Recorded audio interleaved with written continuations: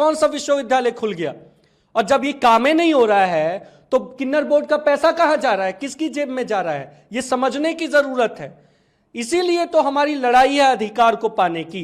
मंत्रालय विकास भवन में बैठे हुए जो अधिकारी हैं, कोई किन्नरों के साथ में उनका कोई संपर्क नहीं है, किन्नरों से कोई अधिकारी नहीं मिलता है।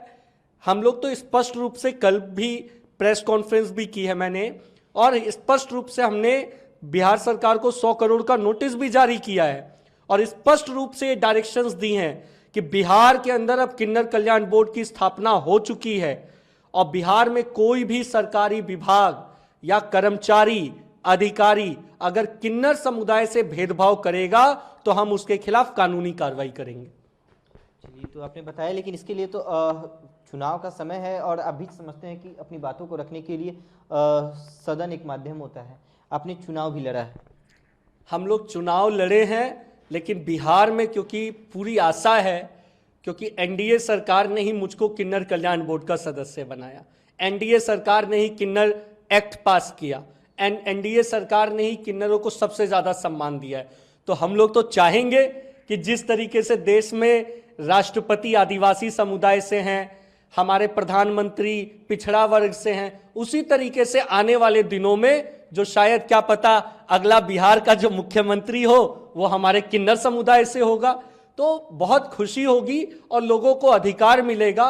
और जिस तरीके से नरेंद्र मोदी सरकार हर शोषित और वंचित व्यक्ति की बात कर रही है, तो भारत में सबसे ज्यादा शोषित वंचित किन्नर समुदाय है, जिसे अनटचेबल समझा जाता है। तो हम लोग स्पष्ट रूप से कहना चाहते हैं कि, और प्रार्थना करना चाहूंगा मैं तो, कि एक बार किन्नर समुदाय से भी अगला मुख्यमंत्री बनाया जाए। तो उसके लिए तो उम्मीदवार उतारने होंगे। और आपने अगर बात किया तो किन्नर कल्याण बोर्ड का तो यहाँ गठन हो गया है, लेकिन अगर राजनीतिक दलों की ही बात करें तो कहीं भी कोई किन्नरों का सेल नहीं है। जैसे कि एक महिला बोर्ड है, उन लोगों का अपना युवा इकाई है, महिला इकाई है, अलग अलग जाति की इकाई है सभी राजनीतिक दलों में, लेकिन किन्नरों की नहीं।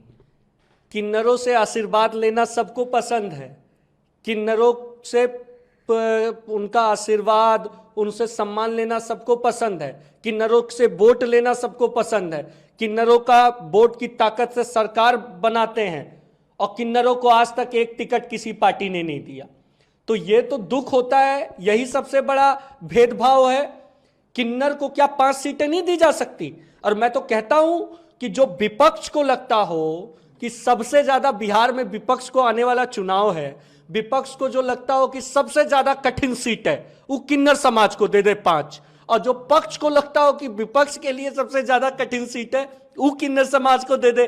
देखिएगा बिहार में आने वाले चुनाव में अगर कोई भी पार्टी किन्नरों को टिकट देती है तो सबसे ज्यादा वोटों से चुनाव जीत के किन्नर समुदाय के लोग आएंगे। आबादी कितनी है इसके लिए तो फिर हो जाएगा कि आबादी कितनी, तो आपकी आबादी मानी जाती कि कम है? आबादी के लिए सर्वे ही नहीं हुआ, जब सर्वे होगा तब पता चल जाएगा। और ऐसे हम लोगों की आबादी तो बिहार में 5 लाख से ऊपर है। सरकार सर्वे करा ले। सरकार अभी सर्वे करा रही थी ना जातिगत जनगणना, जातिगत, मैं तो कह रहा हूं चुनाव से पहले अगर जातिगत जनगणना हो जाए तो बिहार में कम से कम 20 से ऊपर ट्रांसजेंडर विधायक बनेंगे। सर्वे की बात हुई, सर्वे पे ही विवाद हो गया था क्योंकि किन्नर को और ट्रांसजेंडर को एक जाति में कॉलम में कर दिया गया था, जिस पे विवाद भी हुआ था। किन्नर कोई जाति नहीं है, किन्नर एक लिंग है और ईश्वर ने, प्रकृति ने 3 ही लिंगों को धरती पर जन्म दिया है, महिला, पुरुष और ट्रांसजेंडर।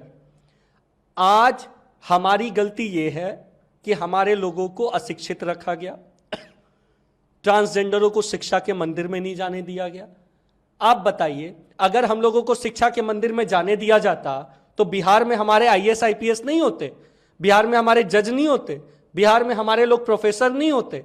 लेकिन नहीं है, क्योंकि एक सोची समझी साजिश के तहत, क्योंकि हमारा जो समाज है किन्नर समाज, वो सबसे मेहनती वर्ग है और इस सोची समझी साजिश के तहत मुगल काल से, अंग्रेजों के काल से इस समाज को दबाया गया। और सबसे बड़ी चीज, जो वर्तमान राजनीति में जो लोग 75 सालों से कांग्रेस के लोग और अन्य पार्टियों ने राज किया, उन्होंने ट्रांसजेंडर समुदाय के अस्तित्व को मिटाने की कोशिश की।